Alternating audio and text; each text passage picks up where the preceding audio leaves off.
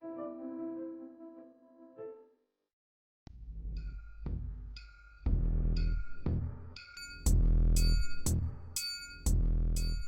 going to go live right now and show you a picture of the World Trade Center where I understand, do we have it? No, we do not. We have a breaking story, though. We're going to come back with that in just a moment. American 11, Boston. American 11, the American on the frequency. How do you hear me?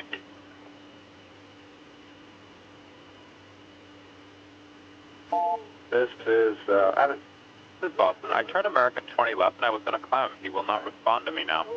I don't like he's turning right. Yeah, I turned him 20 right. Oh, okay. And he's only going to, I think, 29.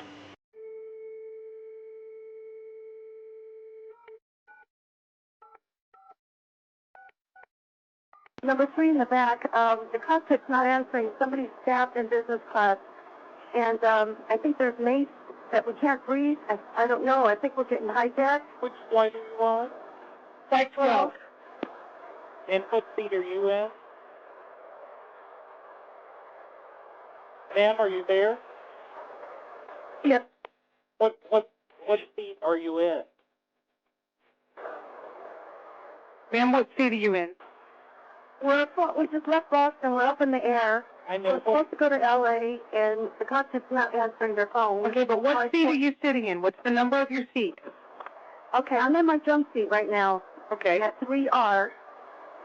Okay, you're the flight attendant? I'm sorry, did you say you're the flight attendant? Hello? Yes. Hello? What is your Hi. name? You're going to have to speak up. I can't hear you. Sure. What is your name? Okay, my name is Betty Ong. I'm number 3 on flight 11. Okay. And the cockpit is not answering their phone. And there's somebody staffed in business class, and we can't breathe in business class. Somebody's got mace or something. Our number 1 has been staffed, and our 5 has been staffed. Can anybody get up to the cockpit? Can anybody get up to the cockpit? Okay, we can't even get into the cockpit. We don't know who's up there. Is anybody still there? Yes, we're still here. Okay. I'm staying on the line as well. Okay. Have you guys called anyone else? No. Somebody's calling medical, and we can't get a doctor.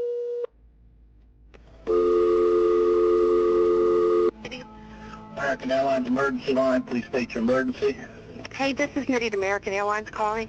I am monitoring a call in which Flight 11, the flight attendant is advising our reps that the pilot, everyone's been stabbed. 30 minutes, 67 Is that American 11 trying to call? Buddy, we have some claims. Just stay quiet and you'll be okay. We're returning to the airport. 15 Southwest of Bono going to Hampton. And who's trying to call me here?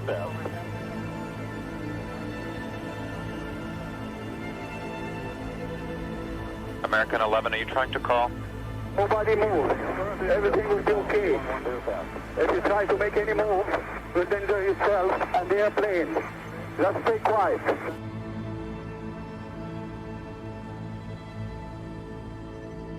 Hi, Boston Center Team U. We have a problem here. We have a hijacked aircraft headed towards New York, and we need you guys to, we need someone to scramble some F-16s or something up there to help us out.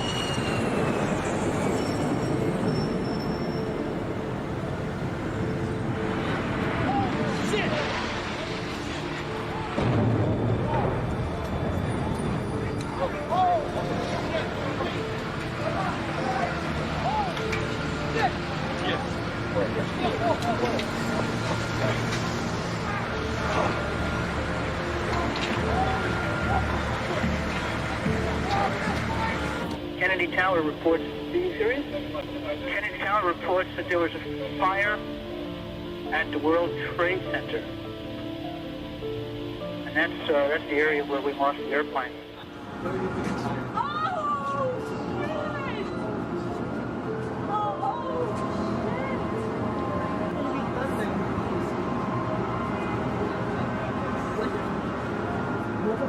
Oh my gosh!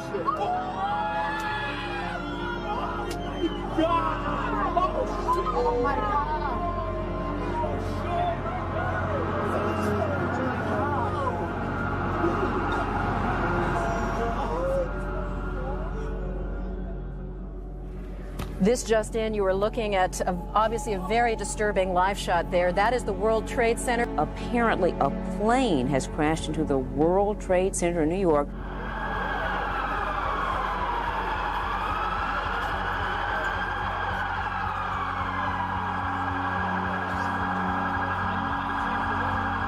(8:46 a.m.) 5 hijackers deliberately crashed American Airlines Flight 11 into the World Trade Center's North Tower.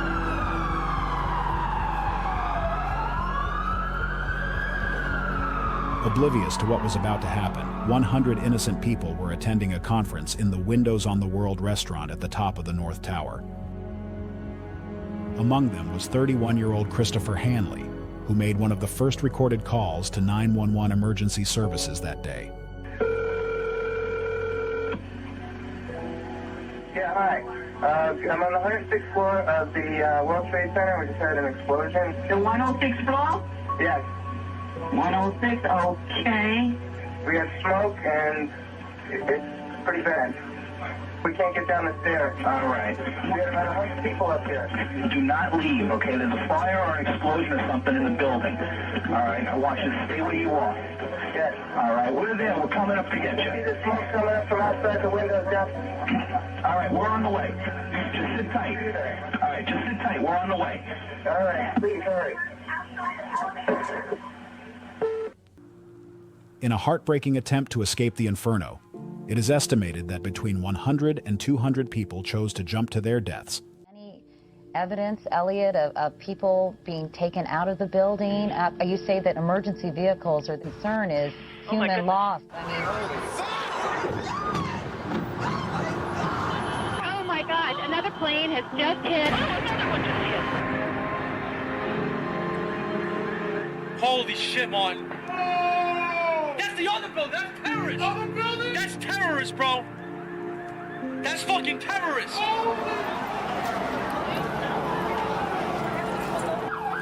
don't think there's a plane there.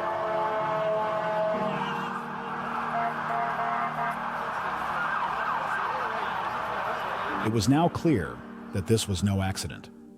Initially, after the attack on the North Tower, workers, staff, and visitors in the South Tower were told to stay where they were. Tragically, too, individuals heeded the instructions given by 911 telephone operators and earlier building-wide announcements to stay put.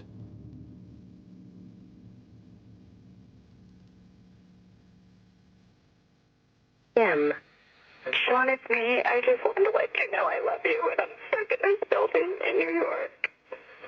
A plane hit the building or a bomb went off, we don't know, but there's lots of smoke, and I just wanted you to know that I love you always. Bye.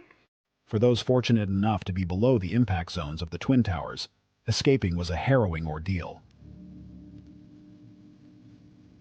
They navigated through collapsed ceilings, shattered partitions, and cascading water from broken pipes. Fires and dense, suffocating smoke further obstructed their path, reducing visibility and increasing the peril. For those trapped above the impact zones, conditions were dire and rapidly deteriorating. The sealed windows of the World Trade Center, not designed to open, left many without access to fresh air. Some windows were shattered by the force of the plane impacts, while others were broken by occupants desperately seeking relief from the encroaching smoke and intense heat.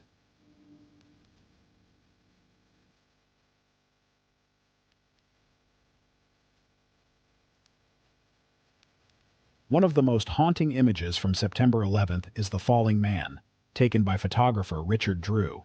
The photo shows an unnamed man, believed to have fallen from the North Tower, in a striking pose resembling an arrow, almost serene in descent. While he didn't choose his fate, the image suggests a quiet acceptance, inviting reflection on human dignity and resilience in the face of unimaginable choices. Though efforts to identify him remain inconclusive, the photograph has become a symbol of individual tragedy amid collective loss, capturing a moment of grace within chaos. Initially controversial, it endures as a powerful reminder of the human cost of that day. Jack Taliercio, a news cameraman, captured the moment the first tower fell.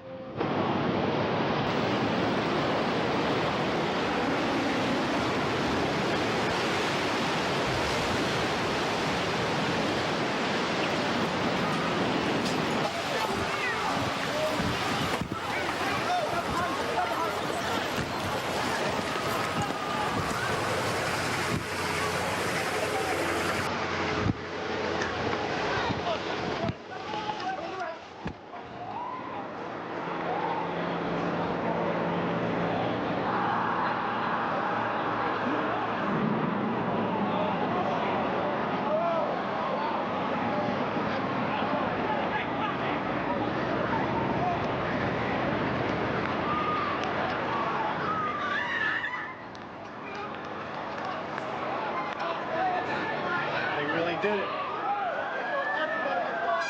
A massive global audience watched in shock as the Twin Towers were destroyed, their collapse broadcast live on television and radio.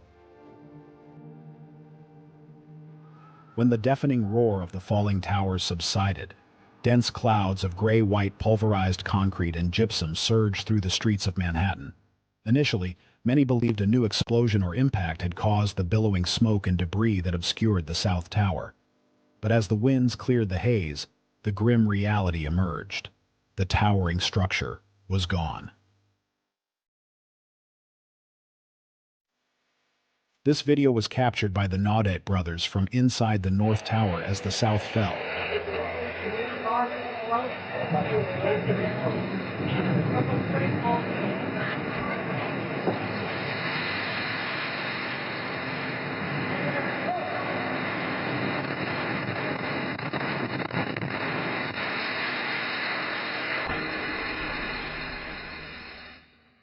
Though the smoke and flames told part of the story from the outside, the harrowing calls from within revealed the unseen reality, an essential window into the anguish and courage of those trapped inside. Mom, it's Steven. My plane, my building got hit by a plane, and right now it's, I think I'm okay, I'm safe now, but it's smoky. I just want to say how much I love you, and I will call you when I'm safe. Okay, Mom? Bye.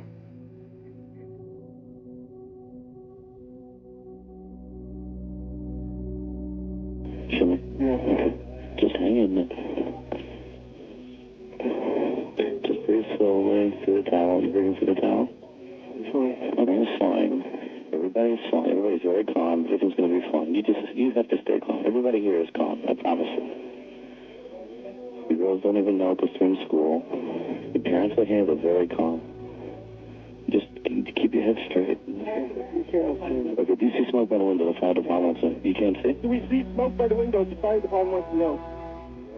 No smoke by the window. No smoke by the window. Listen carefully. As a last resort, break the window as small as possible just to get a little air in. Okay, but you follow? Yeah. Okay, how so? They said the last resort we should open the window just a little bit to get some air in. Can you open the window or you have to break it? Yeah. Huh? You have to break it. Yeah. Okay, chill. Yeah. Take the window. Take the window. As little as possible, just get a little air. Just get a little air. Okay. But you're running out of air. We're running out of air, we should do that. Okay. Okay?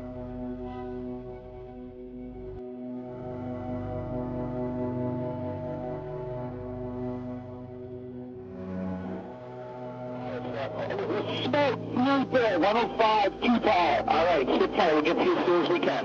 Yeah, you stay up. The smoke's really bad, man. That's all we can do. We're doing that's what you guys up to. We're getting there. Doesn't feel like it, man. I got young kids. I understand that, sir. There's lots of people up here. I understand. And then you go out in the building, up on the top. Smoke rises, we're on the floor, we're in the window. And then I had to be in green now. Can't see. Okay. How the hell is there? I'm going to play this second. So you're in an air-conditioned building.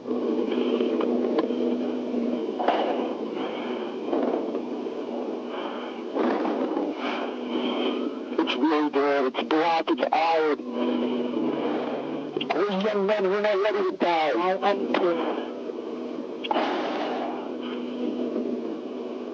Hello? We're looking at financial center. Three of us, 2 broken windows.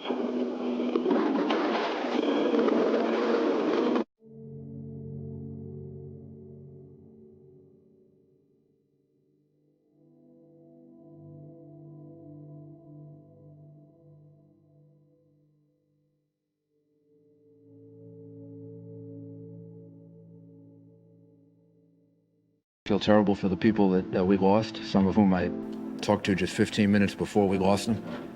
And the city is going to survive. We're going to get through it. It's going to be a very, very difficult time. I don't think we yet know the pain that we're going to feel when we find out who we lost. But the thing we have to focus on now is getting the city through this and surviving and being stronger for it. It's difficult to find the words to describe the feeling in New York City today. New York City is in shock. One of its most famous landmarks destroyed, thousands dead, and America is under siege.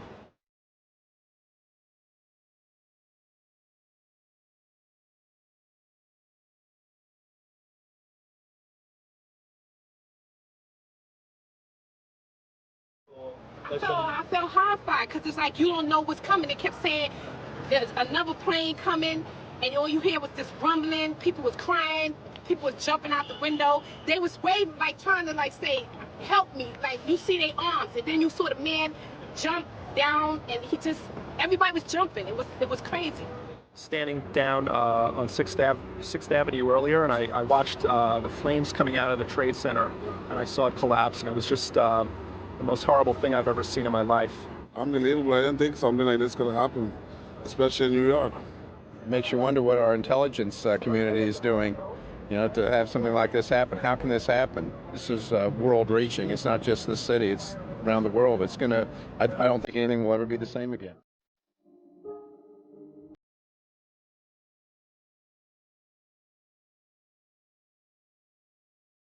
The shock and devastation of September 11th, 2001, extended far beyond the immediate aftermath, leaving a profound and lasting impact on American life and global consciousness. What once seemed inconceivable, a large-scale attack on U.S. soil, became a grim new reality. The unthinkable possibility of future attacks, potentially involving biological or nuclear weapons, turned into a shared and persistent fear.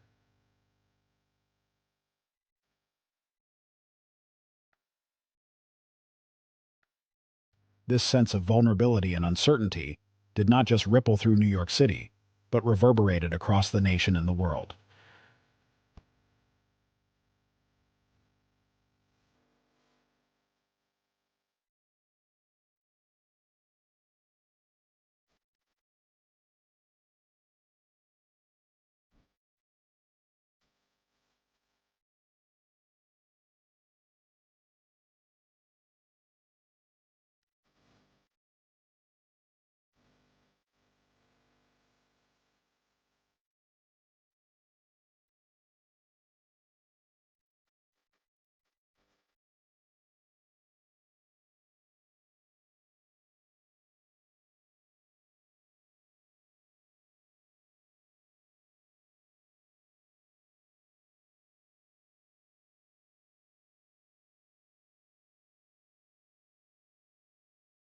When we sit down at our dinner table, we have an empty chair. When we get together for holidays, we have an empty chair. We can't move on. There's no closure. There is no closure. What I'm thinking is I have to look down and see that this is no longer here. And he's no longer here. And everyone else thinks that this is just okay and it's fine and we can move on. We can't. Firefighters from the New York City Fire Department rushed to the World Trade Center minutes after the first plane struck the North Tower. Chief Joseph Pfeiffer and his crew with Battalion 1 were among the first on the scene. I just got to work in the office, and for some reason it was early and somebody had a TV on watching the news, and this whole thing started on live TV. So we started, we had a meeting, and about 8:30 I got activated through FEMA for the response. Initially, the team focused on the rescue and evacuation of the building's occupants. which involved sending firefighters up to assist people who were trapped in elevators and elsewhere, as well as ensuring all floors were completely evacuated. Many of the evacuees commented afterwards that the bravery of these firefighters was immeasurable. The look on their faces was one of steadfast determination. They were aware of the dangers they would face, yet continued on, hour upon hour, regardless of their own safety and well-being. Problems with radio communication also caused further problems, as commanders lost contact with many of the firefighters in the buildings. Coupled with this, as the news of the attacks spread, many off-duty firefighters arrived at the scene eager to help, but without their radios. As a result, firefighters encountered difficulties reporting on their progress and location and were unable to hear evacuation orders, sometimes with tragic consequences. Oreo Palmer was one such brave firefighter who lost his life in his quest to save others. Without thought for his own safety, he rushed from the North Tower to the south at 9:03 a.m. On the stairwells, he realized that some firefighters could not communicate with each other, so worked quickly to rectify the problem with the radio receivers. Battalion 7 on 440 down 2. We got one elevator working up to the 40th floor. Stand by the number of line 15. Climbing on foot, he was a very fit man, so he was able to make it where others might not have been able to. He ascended 12 floors in 10 minutes, wearing all the bunker gear, weighing in at a crippling 50 to 60 pounds. Those fortunate enough to have survived the initial impact of the crash on the 78th floor hoped to take an elevator to comparative safety on the 41st, but it failed to work. Palmer did the unthinkable and reached the 78th floor to save them. We're on the 43rd floor. It's stairway B. What floor is we taking up, Oreo? I'm up to 5-5. We're going to have to hook it. I'm on 69 now, so we need a higher price, please. These stairway walls have been compromised on 73 and 74. The walls are breached, so be careful. It is clear he is in a race for time, saving his oxygen and energy. South Tower, South Tower. We got come outside the pocket of fire. We're sitting there, we're knocking down 2 lines. Where you know that? 78th floor, numbers 1045, call 1. 478. South Tower. So much of only there's 2 engines up there. I thought we're on our way. After such Herculean efforts on his part, tragically the impact of the crash was so strong that the South Tower collapsed, killing him and many others.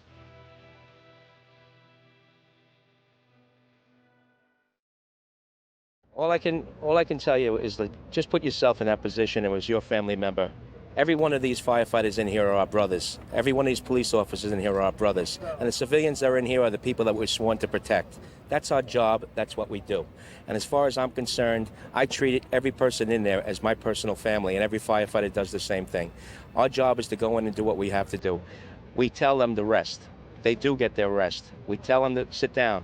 We have guys lined up over there, thousands of firefighters and fire officers lined up over there with police officers waiting for the opportunity to go in. We have to hold them back because we don't want to create a situation where, because of the structural defects, etc., where they're going to be put further in danger, and maybe during the recovery process, we wind up endangering someone else. That's our worst fear right now. Volunteers quickly descended on Ground Zero to help in the rescue and recovery efforts. At Jacob Javits Convention Center, thousands showed up and registered with the authorities. Construction projects around the city came to a halt as workers walked off jobs to help at Ground Zero. The amount of rubble, and we were actually, what we were trying to do was dig out a fire truck that was on the street buried. I really thought I was going to just die yesterday. Like, I just thought I was going to stop breathing. I was thinking of leaving.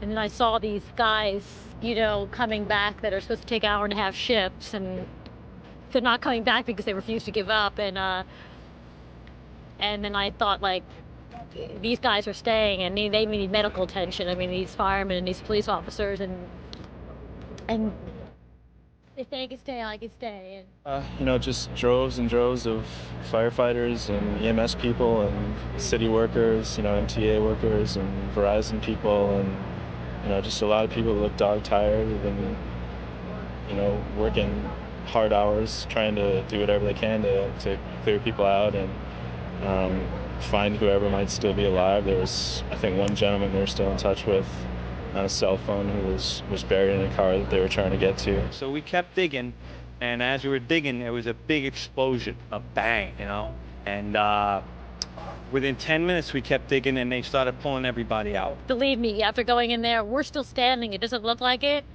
It looks like everything's down, everything's gone, but we are still standing. You got to see these people. Like, there's no such thing as having one hero anymore. Search and rescue efforts and making the site of the Twin Towers safe in the immediate aftermath of 9/11 involved iron workers, structural engineers, asbestos workers, boiler makers, carpenters, cement masons, construction managers, electricians, insulators, machinists, plumbers, and pipe fitters, amongst other professions. 400 working dogs were also deployed in the quest to find survivors. Their presence brought comfort, hope, and healing during a time of immense grief and trauma, showcasing the deep bond between humans and animals. These brave dogs and their handlers remain a symbol of resilience and compassion. You spoke to him then while he was watching the first, and what was that like? He said it was really chaotic. He said a plane just went through the building. He said, Rachel, I just watched somebody jump or get pushed or fall right out of the building, out of One World Trade. He's like, it's chaotic here. And I work for Bloomberg News, so I said, can I get anyone on the phone to talk about what you're seeing? And he was like, you don't understand, it's chaotic, it's chaotic. And none of them ever knew that it was a terrorist attack. They all thought it was an accident. No one ever knew. And they were all still on the phone right before the second plane crashed. But think about it, they had no time to get out, they had no time to run, but I still was keeping hope. And Was he on the phone to you when the second He was on plane? the phone to me about 2 minutes before the second plane went in. You never heard from him again after that? I called back and his phones were dead. I don't know what else to do. I'm just going from place to place. This is my fiance. I planned my whole future out with this person. If I don't find him, I have to start all over again. It's taken me my entire life to find him, and I don't know what I will do without him. Please help me find him.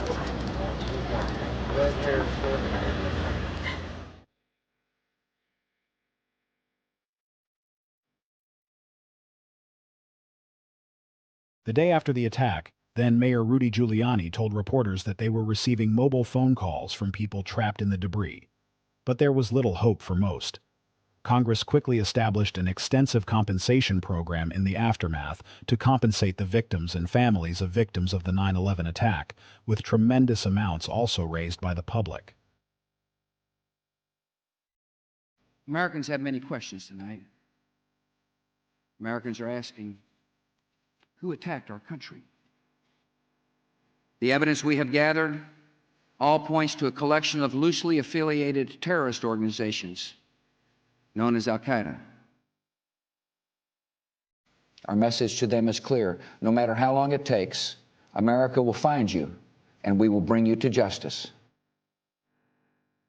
Nearly 3,000 people in New York, Virginia, and Pennsylvania lost their lives on 9/11 after terrorists orchestrated by Osama bin Laden hijacked airplanes as weapons.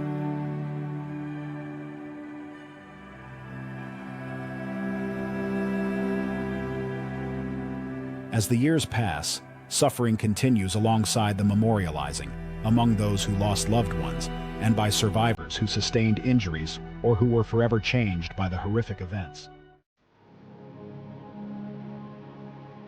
Plans for rebuilding the World Trade Center began in July 2002, under the guidance of the Lower Manhattan Development Corporation.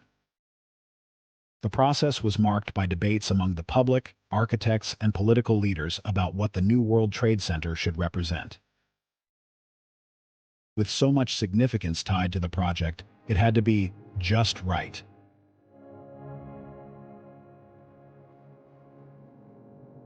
Completed in 2014, the inspiring structure stands as a powerful symbol of resilience in the face of unimaginable tragedy.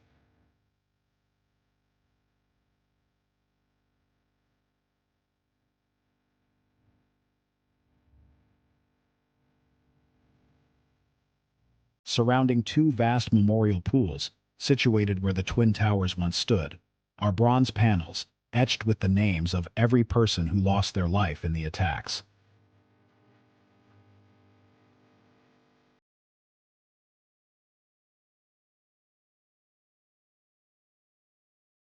Nearby, the Survivor Tree, a calorie pear tree that miraculously withstood the devastation at Ground Zero, thrives as a living testament to strength and recovery.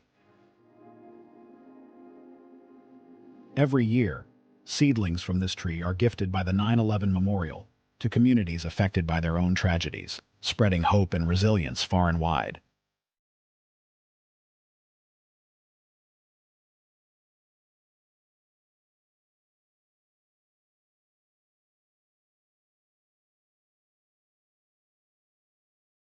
For those who lived through it, the memory of that Tuesday morning remains vivid.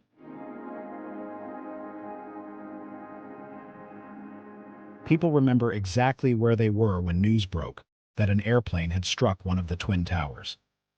It was a defining moment that brought Americans closer, as neighbors became like family, stepping up to donate time, money, and resources to aid those affected by the disaster.